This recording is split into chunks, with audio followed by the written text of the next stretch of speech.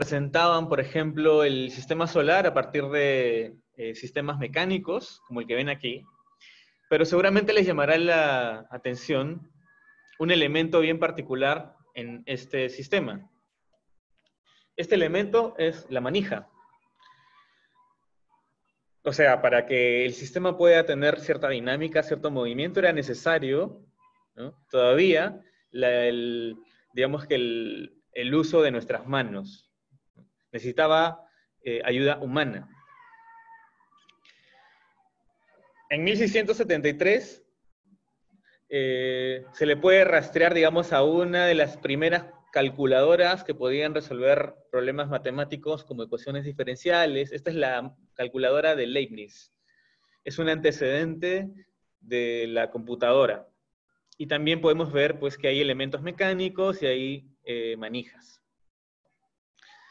Más adelante, en 1801, está este famoso telar, que es el telar de Jacquard, que nos permitía almacenar hasta 8 patrones distintos de textiles. En otras palabras, estamos diciendo que, que tenía una memoria. Esta memoria era mecánica y también es un antecedente de la computadora.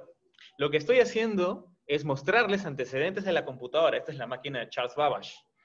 Es la máquina analítica de Babbage. Son antecedentes de la computadora. ¿Por qué les estoy mostrando estos antecedentes de la computadora? Porque les estoy mostrando tecnologías que trabajan con la información. Tecnologías que almacenan información, tecnologías que nos permiten generar más información, nos permiten calcular, predecir. Y ahora les estoy mostrando un GIF que representa cómo es que la tecnología que da paso, que se abre, digamos, paso a la revolución digital, ¿no?, nos permite obtener objetos digitales que son similares a elementos que nosotros usamos en nuestra cotidianidad, ¿no? Algo que representa las páginas amarillas, una aplicación que representa la agenda, otra aplicación que representa el almanaque, etc. En pocos años hemos visto una revolución digital.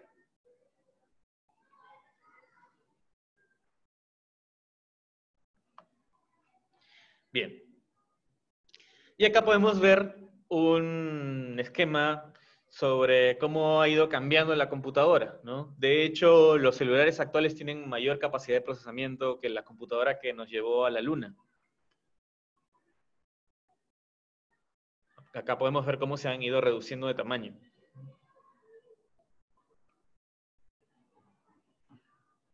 Bien, pero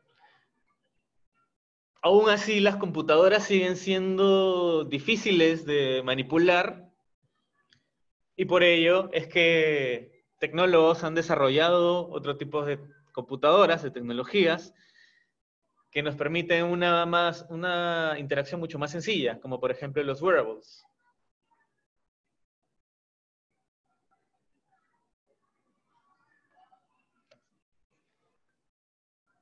Y esta tecnología ya no solo se viste, como en el caso de los wearables, sino también es parte de nosotros, ¿no? Hay personas en el mundo que tienen implantes que les permite, por ejemplo, resolver algunos problemas como problemas visuales, problemas de ceguera. Pero esto ha llevado a repensar a la humanidad, ¿no? Existe el concepto de transhumanismo, de poshumanismo también, que es lo que viene luego de ser humano, ¿no? Este es un proyecto, el proyecto iBoard, de una persona que se quiso convertir en un cyborg, pero se instaló una cámara en donde antes estaba su ojo derecho, para poder registrar todas las escenas. Hoy en día hay muchas personas que están haciendo esto, están hackeando sus propios cuerpos. Y acá podemos ver la cámara en un acercamiento. Puede resultar algo grotesco, pero también es un síntoma, creo yo, de nuestra civilización actual. De cómo nos estamos fusionando con la tecnología. Esto es lo que se conoce como hibridación. Bien. ¿Pero qué es una interfaz, ¿no? A nivel tecnológico, una interfaz se utiliza para nombrar la conexión entre dos sistemas, programas, dispositivos o componentes de cualquier tipo. Esta conexión proporciona una comunicación de distintos niveles, permitiendo el intercambio de información. Entonces, yo podría decir que una interfaz se puede representar como una flecha, ¿no? Por ejemplo, la tecnología, ¿no? De acuerdo a Simondon, la tecnología no es otra cosa que aquella interfaz, ¿no? Que permite que el hombre interactúe con la naturaleza, con el entorno natural. Conociendo el medio. Aquí el medio lo vamos a tomar, la definición de medio que vamos a considerar es como el ambiente, ¿no? Esta imagen, por ejemplo, muestra una hoja de papel, ¿no? Pero es una vista microscópica de la hoja de papel. De hecho, podemos ver acá parte de una R. Bien, el papel tiene fibras. El papel visto, digamos, en un acercamiento de 80x, en un zoom de 80x, se parece a la piel humana, y de hecho la tinta también parece que fuera una especie de tatuaje sobre la piel. Pero ¿cómo es el medio digital? No sé si han hecho el experimento de ver una pantalla a través de un microscopio. Bueno, se ve así. Vemos que tiene una naturaleza totalmente distinta. Para poder ver el papel, nosotros necesitamos que la luz incida sobre el papel, pero aquí, en este caso, esto es una pantalla, y la pantalla pues necesita emitir luz para que nosotros podamos ver lo que hay ahí. Y aquí estamos viendo parte de una B. Vemos el RGB, el color rojo, verde y azul. Esto es una pantalla digital. Bien. ¿Pero por qué he mencionado todo esto? Quiero mostrarles que no solamente existen las interfaces gráficas. De hecho, gracias a FabLab, nosotros hoy en día podemos trabajar otro tipo de interfaces. Digamos que el iniciador de esto es Hiroshi Ishii, que publicó un artículo sobre el concepto de bit tangible. Él desarrolló el concepto de bit tangible, de una interfaz tangible. Y de hecho fundó el laboratorio Tangible Media Group en MIT. Y en este laboratorio él definió dos nuevos conceptos de interfaces. Está la interfaz gráfica de usuario, que es aquella interfaz donde nosotros interactuamos con la información, pero a través de una pantalla, así como en este gráfico que les estoy mostrando, donde hay un iceberg, que sería la información que está debajo del agua. El agua sería como esta pantalla. Nosotros no interactuamos directamente con la información. Eso sería la representación de lo que es una interfaz gráfica de usuario. Pero una interfaz tangible nos permite a nosotros manipular la información. No al 100%, ¿no? Pero sí en mayor medida. Y se representa por este iceberg que está sacando, del cual, mejor dicho, parte del iceberg sale, ¿no? Del agua. Sería esta información que sale del agua. Yo la puedo tocar esta información. Pero hay parte de la información que todavía no es visible, ¿no? Con la cual yo no puedo interactuar directamente. Eso es una interfaz tangible. Y existe un tercer concepto que es el de radicales atómicos, en el cual uno ya puede interactuar con la información de manera física. Esta es una información virtual. Puedo interactuar de manera física, puedo modificarla, tanto a nivel físico como a nivel virtual. Pero esto es digamos que es un concepto que todavía no se ha plasmado. Pero lo que sí hay son interfaces tangibles, y hay numerosas interfaces tangibles. Uno de ellos es este proyecto que se llama Inform, que está en internet, que seguramente luego lo pueden buscar y ver cómo funciona. pero donde nosotros podemos ver una representación tangible de la información. De hecho, podemos interactuar con objetos a kilómetros de distancia, millas, a través de una tecnología que capta la posición de las manos y que visibiliza esa posición a través de actuadores, de motores.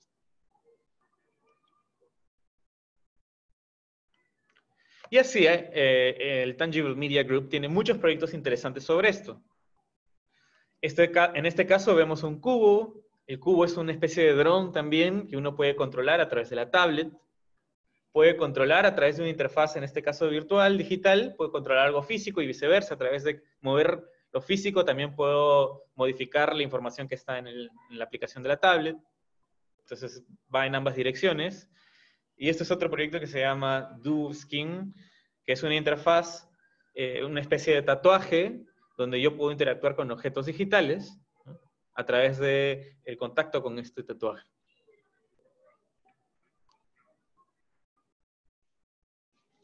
Bien. Entonces les he mostrado ahora proyectos de interfaces tangibles. Les voy a mostrar mis proyectos, porque creo que mis proyectos hasta ese momento estuvieron enmarcados en lo que son interfaces tangibles e interfaces gráficas de usuario. Ese fue uno de los primeros proyectos que desarrollé en el Fab Lab.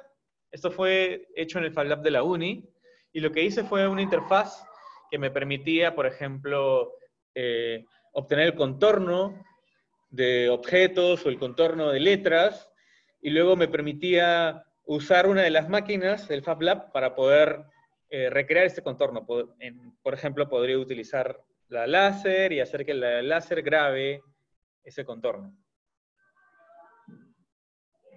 En este caso era mi rostro, usaba la cámara tomaba mi contorno, y luego eso se podía fabricar. Pero luego comencé a trabajar sobre interfaces gráficas que me permitan obtener objetos físicos. Entonces, hice un programa que me permitía obtener objetos 3D que luego yo podía imprimir, ¿no?, usando una impresora 3D. Aquí está. Entonces comencé a tratar de establecer puentes entre el mundo digital y el mundo físico, porque básicamente las herramientas de Fab Lab nos permiten hacer eso. Y tratar de llevar hasta el límite, ¿no?, la herramienta. En este caso, lo que hice de manera digital ya no se podía imprimir, o la impresión no era tan fina. Luego comencé a probar con otros materiales, ¿no?, con otras máquinas, con otros procesos de manufactura. En este caso comencé a probar con máquinas CNC. Esto fue hecho con una Shotbot. Entonces hice el diseño, hice un algoritmo que me permitía diseñar automáticamente. Esta es otra de las cosas que también hago, ¿no? Tratar de usar algoritmos que me permitan optimizar tareas. Ya no tener que estar dibujando yo mismo las uniones, por ejemplo, sino hacer un algoritmo que calcule el espesor, el tamaño, y de acuerdo a eso vea cuál es la mejor opción.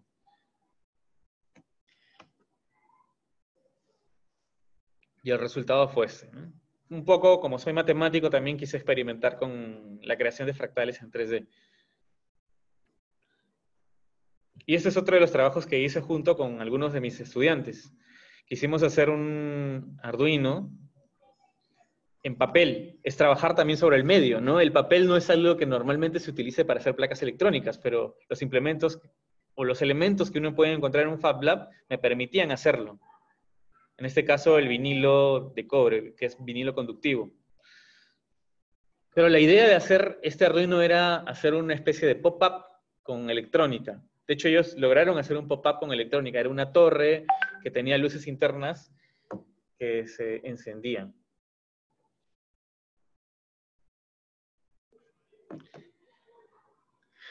Y comencé a experimentar con técnicas de visión computacional, visión artificial, que me permitían saber la posición de mis manos. Comencé a construir instrumentos musicales,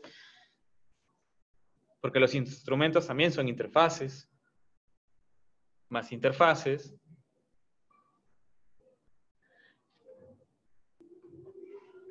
Y ver cómo la computación gráfica me permitía, ¿no?, mejorar estas interfaces. Esto es hecho, por ejemplo, enteramente por código. parece un paisaje real, pero no lo es. Está hecho por código. Cada píxel que ven en esta imagen ha sido hecha por código.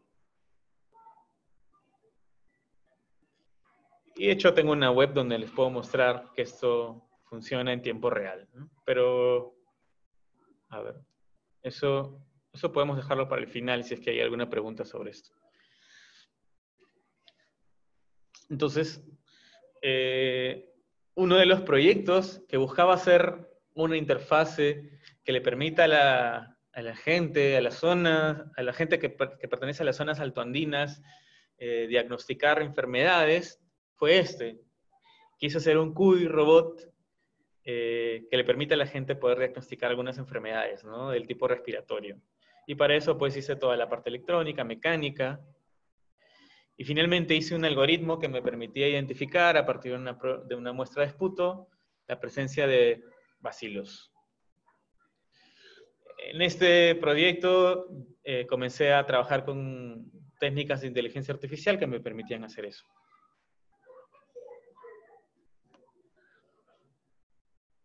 Y este es otro ejemplo de interfaz también, esto fue un proyecto en colaboración con una diseñadora de modas.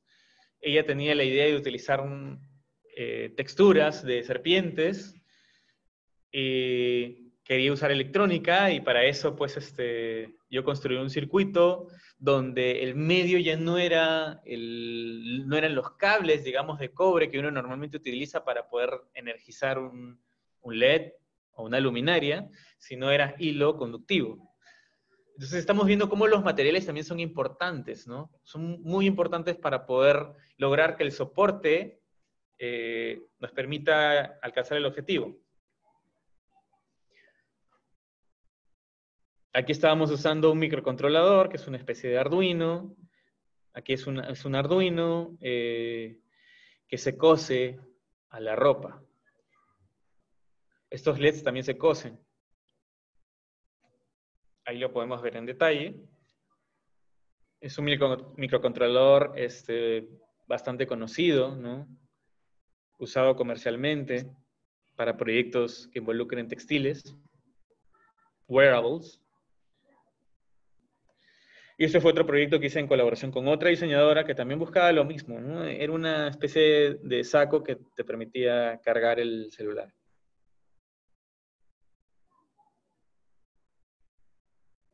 Bien.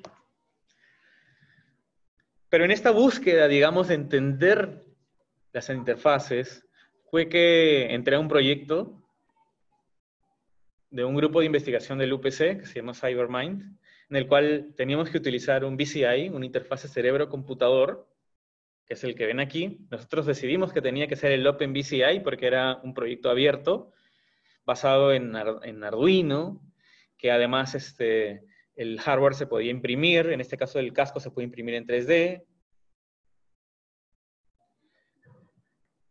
Y pensamos en trabajar con algunos canales. El proyecto consistía en trabajar con 8 canales que nos permita censar la interacción neuronal, pero básicamente estábamos interesados en, a través de esa interacción, saber cuándo la persona estaba en estado de relajación o no. Lógicamente, cada artículo tenía una forma de medir este estado de relajación, y no es que estaban definidos los estados, no habían niveles, digamos, conocidos. El proyecto consistía en usar este BCI junto con unos visores de realidad virtual, HTC, para poder modular una experiencia de realidad virtual usando las ondas neuronales. Seguramente han visto un capítulo de Black Mirror bien conocido en el cual un usuario le colocan un chip en la cabeza y comienza a ver un personaje de un videojuego, lo comienza a ver como si estuviera ahí presente, pero en realidad no está presente ahí, sino solamente lo puede visualizar gracias a que este chip está conectado a su cabeza.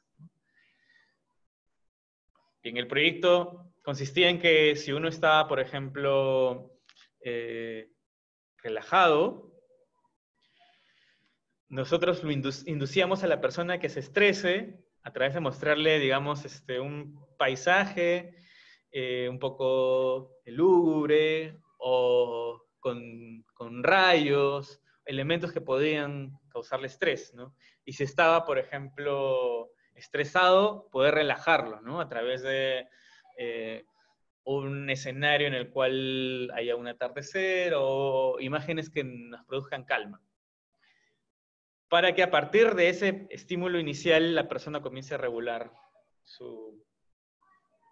lo que veía, ¿no? Lo que veía a través de su estrés. Este proyecto nos llevó a plantear, digamos, un esquema de trabajo con respecto al tipo de algoritmos que teníamos que usar, y acá pueden ver en qué consistía, ¿no? Había una fase de adquisición de los datos, otra fase de procesamiento, preprocesamiento, otra fase de extracción de características para saber cuándo la persona estaba estresada o no, y otra fase de clasificación para saber cuáles son esos niveles, ¿no? Para ello, pues hay técnicas de Machine Learning, y el proyecto fue expuesto en Bélgica el 2018. Es un proyecto que todavía está en marcha. Pero déjenme contarles algo. Un mes antes de exponer este proyecto, nos dimos cuenta que unos chinos habían estado trabajando en lo mismo. Esto es algo reciente porque no es algo que tenga mucho tiempo de investigación. Estos chinos habían usado la misma técnica, pero no era una sola persona conectada a esa realidad virtual, sino habían conectado a 8 personas a esa realidad virtual. Y con ello habían conseguido que estas personas se comuniquen a través de esta realidad virtual, enviándose mensajes. El proyecto de estos chinos consistía en que las personas podían conducir un auto. Imagínense, no sé, estar en la película Rápidos y Furiosos y conducir un auto, ¿no? Y tú puedes recibir el nivel de velocidad con tu mente y también la dirección. Esto los llevó a darse cuenta de que, por ejemplo, si uno de ellos quería vencer al resto, pues podía chocarlos, pero esta forma de choque era como mandarle un mensaje, ¿no? Se dieron cuenta que podían comunicarse, habían establecido una red de personas a través de sus cerebros. Y esto no es nada más que la punta del iceberg de algo que hoy en día se conoce como el Internet de los cerebros. Que en el futuro vamos a poder lograr, ya no utilizando cascos, como nosotros planteamos, sino utilizando, por ejemplo, chips subcutáneos.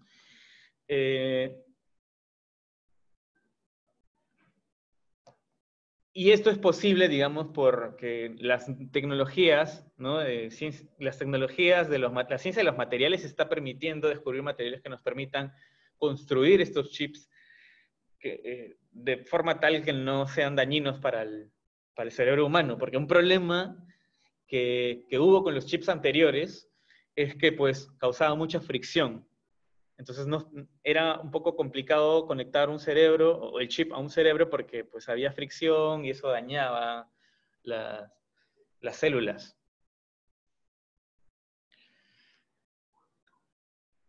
Pero ¿qué puede permitir esto? Esto puede permitir pues que nosotros como seres humanos, al tener un chip, podamos colocar la inteligencia artificial a este chip y luego usar la capacidad de esta inteligencia artificial para poder tomar mejores decisiones, ¿no? Esto es algo que se conoce como inteligencia aumentada. Se han hecho experimentos y uno de ellos, el que más me gusta, es uno que atañe al ajedrez. Yo nunca he sido muy bueno en ajedrez, la verdad, ¿no? Pero entiendo las reglas del ajedrez y sé que hay algoritmos que te permiten jugar ajedrez. Todos sabemos el caso de Deep Blue, de esta supercomputadora que venció pues a Garry Kasparov, que era el mejor jugador de ajedrez de todos los tiempos. Y unos científicos quisieron ver qué pasaba si un gran maestro del ajedrez se enfrentaba a una supercomputadora de ajedrez y también se enfrentaba a un novato, a un humano novato en ajedrez, ayudado de una supercomputadora hecha para jugar ajedrez. Hicieron un torneo de 3. Imagínense quién venció. No venció el gran maestro de ajedrez y tampoco venció la supercomputadora hecha especialmente para jugar ajedrez. Venció el humano más la computadora. Es como si juntos pudieran potenciar o llevar al máximo sus capacidades. Esto es lo que se conoce como Internet de los cerebros, como les dije, ¿no? El hecho de poder tener varios cerebros conectados a una misma red. Bien. Pero esto es algo en lo que estuve trabajando hasta el 2018. ¿No? Bueno, sigo trabajando en eso, pero ahora estoy más interesado en las repercusiones teóricas de las interfaces. ¿Qué nos posibilitó hablar del Internet de las cosas? Es que hoy en día estábamos mucho más cerca de lo siguiente, de la telepatía. De hecho, ya existe la comunicación cerebro-cerebro. Desde hace más de 5 años hay experimentos en torno a eso. Bien. Pero déjenme hablarles de Gilbert Simondon. Gilbert Simondon es un teórico, es, digamos que el primer teórico de las interfaces, porque él define, ¿no? Define cultura y define tecnología en base al concepto de interfaz. Podemos extender el concepto de interfaz como aquel lugar donde se dan las interacciones, ¿no? Entre el hombre y el objeto. En este caso, si hablamos de tecnología, sería aquel lugar donde se dan las interacciones entre el hombre y la naturaleza, o aquello que le permite al hombre no interactuar con la naturaleza, modificarla, aquello que le permite, digamos, operarla, ¿no? Operar la naturaleza. Ya sea por modificación, por transformación, etc. Y la cultura la define como aquello que le permite al hombre, ¿no? Interactuar con el entorno técnico. Entonces, él nos da un concepto de interfaz mucho más general, ¿no? Él habla de interfaces objetivas e interfaces subjetivas. Pero no es hasta Marshall McLuhan que se comienza a cimentar una teoría sobre los medios, pero medio entendido como ambiente. Él da una lista de características que debía cumplir un medio. De hecho, hay muchas citas de Marshall McLuhan que me gustan, pero básicamente él dice, ¿no?, que ningún medio existe solo o tiene significado solo, sino en permanente relación con otros medios. De hecho, podemos identificar como medio el periódico, podemos identificar como medio la televisión, podemos identificar como medio el teatro, podemos identificar como medio el mismo lenguaje, podemos identificar como medio el aire. Pero ¿qué hay acerca de los medios? En el caso de los medios, según las nuevas investigaciones, se comportan como un sistema que evoluciona. Para poner un caso bastante simple, podemos ver qué ocurre con el televisor. El televisor no es otra cosa que la evolución del teatro. Pero también tiene mucho de lo que es la radio. Entonces, en este caso, la televisión se ha producido por hibridación. Lo mismo ocurre con los autos. Los autos son un medio de transporte. Pero como medio también ha sido producido por hibridación, ¿no? Porque podemos ver ahí que los primeros autos pues parten de la idea de las bicicletas, de algo conocido. Quien desarrolla mejor estas ideas es Carlos Scolari. Carlos Scolari tiene 2 libros que son cruciales para entender esto. Uno que se llama Media Evolution, donde él destaca cómo los medios han ido evolucionando y él habla de lo que es la ecología de los medios o ecología de las interfaces. Para darles un ejemplo de esto, a grosso modo, pensemos en la interfaz de escritura, la interfaz de información. Para él, las tablas fueron las interfaces idóneas, ideales, digamos. ¿Por qué? Porque duraron muchísimo tiempo. Porque además, pues, es donde nosotros podemos decir que la información comenzó a representarse, pero siguiendo ciertas reglas, ¿no? En este caso podemos ver, por ejemplo, que la información está representada mediante columnas. Hay una disposición espacial de la información. Y eso es algo que luego se va a preservar, por ejemplo, en el papiro. Esta disposición de la información también se va a preservar, ¿no? En columnas. Pero además, para poder identificar, ¿no? Los papiros, se comenzaron a utilizar algunos métodos, como por ejemplo, colocar la primera letra del papiro con mayor tamaño, como una forma de indexarlos. Esto es algo que luego se mantiene en el libro manuscrito. Y aquí también podemos encontrar que hay una disposición espacial del texto, de la escritura. Estos libros eran hechos a mano, pero vemos que las características de estas interfaces, ¿no? Se van manteniendo, se van preservando en el tiempo. Si bien cambia el soporte, porque el soporte era el barro, digamos, en el caso anterior, el primero que presenté, ahora estamos hablando de papel. Aquí también podemos ver que esta manera de indexación que estaba presente en los papiros también está presente aquí en el libro manuscrito. Y también está presente en el libro hecho por Gutenberg, ¿no? Que es ya un libro hecho con una imprenta donde los tipos son móviles. Ahora, Gutenberg lo que hace es reproducir, ¿no? Tal cual un libro manuscrito. Porque en las interfaces, ¿no? En la evolución de las interfaces está presente mucho el conocimiento previo, digamos, que tiene el usuario para poder manipular esta interfaz. Y hoy en día, pues, tenemos las tablets. De hecho, la pasada de página que está tan presente en los libros también se puede encontrar, pues, en el formato digital y quien tiene la patente es Apple.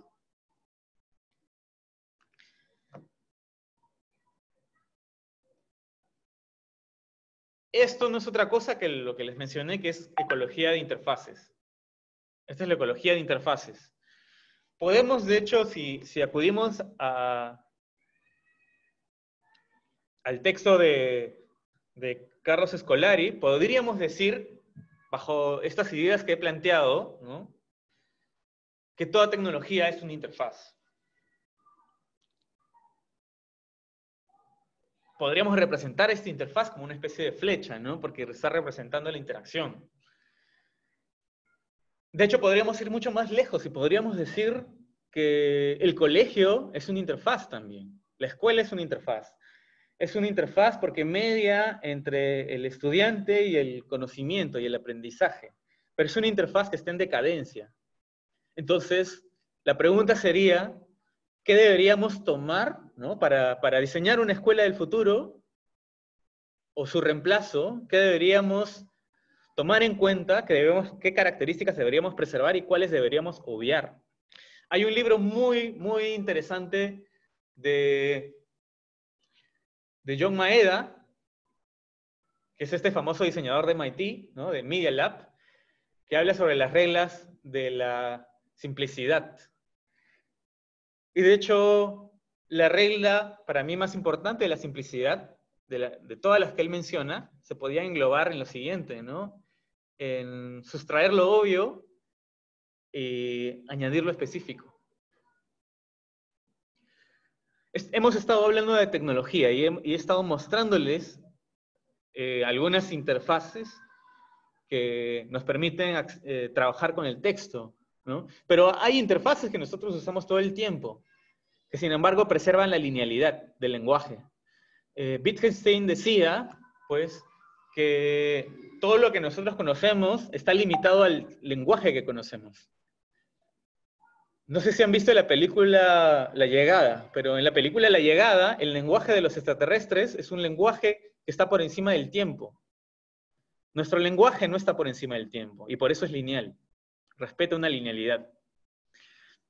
En la poesía hay muchos ejemplos de poetas que han tratado de romper esa liminalidad que nos produce el espacio en el lenguaje.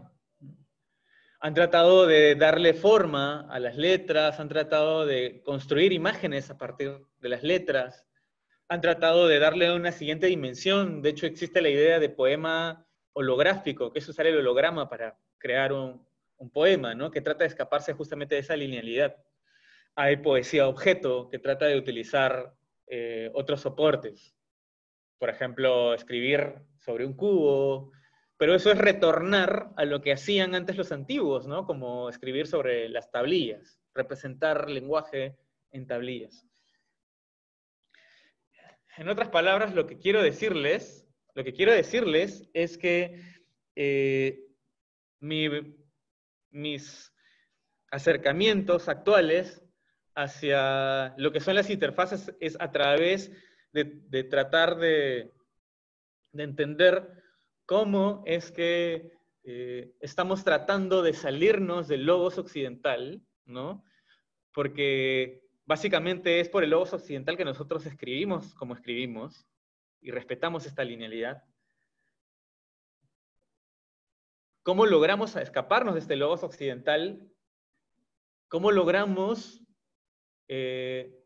salirnos de este espacio-tiempo? ¿Cómo el medio repercute en ello? ¿Cómo la interfaz puede moldear la forma en la que hacemos las cosas, la forma en la que pensamos, ¿no? Por eso quería regresar a Wittgenstein. Si la interfaz nos pudiese permitir movernos en el tiempo, por ejemplo, nuestro lenguaje sería otro. Para Walter Onck la escritura era una tecnología. Pero además no solo decía eso. Walter Onck decía que las tecnologías son artificiales, pero lo artificial es natural para los seres humanos. Que es equivalente a lo que decía Alan Kay. Alan Kay decía que la tecnología es todo lo que no existía cuando tú naciste. ¿A qué se refieren con esto? Se refieren a que para las nuevas generaciones la computadora ya no es tecnología, ¿no? Porque es algo natural. Para las nuevas generaciones la Internet tampoco es una tecnología, porque es algo natural, ellos están naciendo con esto. Y por ello existe el concepto de nuevas tecnologías. Cuando hablamos de nuevas tecnologías no hablamos del Internet, ya no hablamos de la computadora, porque son tecnologías pasadas, es lo que estamos haciendo ahora mismo. Cómo nosotros estamos moldeando nuestro comportamiento a través de los productos, a través de los elementos que usamos en nuestra cotidianidad. Y lo que quería contarles es cómo esta búsqueda por este tipo de diseño, por nuevas formas de diseño, me han llevado a retornar, digamos, hacia el lenguaje. El lenguaje es el terreno en disputa, definitivamente. Cuando yo quiero enseñarle a alguien matemáticas, el problema es el lenguaje. Porque si yo pudiese traducir esas matemáticas a un lenguaje en el cual esta persona pudiese entenderlo, por ejemplo, un problema de fracciones, traducirlo a qué tantas, si tengo 3 botellas y quiero repartirlas entre 5 personas, qué tanto podrían tomar estas personas de cada botella, ¿no? A través del lenguaje se hace mucho más entendible, ¿no? Más accesible. Finalmente es el lenguaje lo que nos está impidiendo poder dar esos siguientes pasos. Y la poesía trata de eso, ¿no? De estudiar el lenguaje. Gracias. Excelente, maestro. Muchísimas gracias por tu súper presentación. Y realmente fascinado con el enfoque y la evolución de los proyectos que vienes realizando. Muy brevemente, para no quedarnos sin un comentario de tu parte sobre la educación, ¿cómo piensas que todo este desarrollo y enfoque que nos has comentado impacta en el futuro de la educación? Sí, bueno, no tengo mucho tiempo, tengo algunos segundos, pero yo creo que hoy en día estamos viendo cómo están surgiendo muchas instituciones que están tratando de cambiar la educación, están tratando de reformular el concepto de escuela, ¿no? Escuela entendiéndola como un espacio, un lugar donde se crea cultura. Y creo que es importante para esto ver la mirada de los chicos, de los jóvenes, hacia, hacia la tecnología, ¿no? Hacia cómo la tecnología les está permitiendo a ellos, por ejemplo, hacer cosas que no podíamos hacer nosotros hace 5, 10, 15, 20 años. Creo que el foco también de la pedagogía debería cambiar hacia eso. Ya no es necesario para el chico, por ejemplo, aprender trigonometría. Sí, para alguien de la Edad Media, pues porque pues, tenías para irte de un lugar a otro, tenías que tomar un barco y tenías que saber, por ejemplo, cuál era la posición de los astros y usar trigonometría para que a través del astrolabio poder calcular tu posición, digamos, ¿no? Pero hoy en día tú tienes un celular que tiene GPS y ese GPS te ubica. Entonces, creo que las preguntas ya deberían ir en otro sentido, en entender qué es este GPS, ¿no? O cómo es que funciona esta tecnología para que yo me pueda comunicar. O partir de que la herramienta ya existe. ¿Qué es lo que ahora yo necesito, ¿no? A través de la tecnología que ya tengo. Creo que eso nos está permitiendo reformular eso. Y por eso el concepto de interfaz es clave para eso, ¿no? En los 50, la estructura era el concepto que estaba, digamos, de moda. En los 60, el signo. En los 80, el discurso. Creo que ya es hora de considerar, ¿no? La interfase, porque la interfaz tiene que ver con la tecnología, pero también tiene que ver con el lenguaje. Creo que ya es momento de considerar esto como un concepto que se tenga que tratar en los colegios. Excelente, maestro. Bueno, muchísimas gracias por esta extraordinaria participación. Ha sido el gran Michael Hurtado presentándonos su trabajo sobre las interfaces. Y también gracias a todos ustedes por su participación. Nos vemos el próximo martes en una nueva versión del Fab Talks. Y gracias también al maestro Henry Sánchez, que siempre está brindando el soporte del FabLab TV. Hasta la próxima semana. Gracias.